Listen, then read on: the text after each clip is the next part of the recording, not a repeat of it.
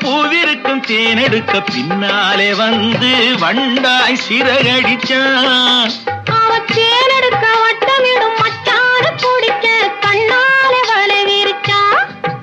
அவன் தேனெடுக்க வட்டமிடும் மச்சான பிடிக்க கண்ணாலே வலை விரிச்சான்.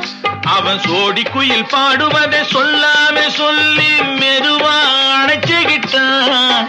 அவன் சோடி குயில் பாடுவதை சொல்லாம சொல்லி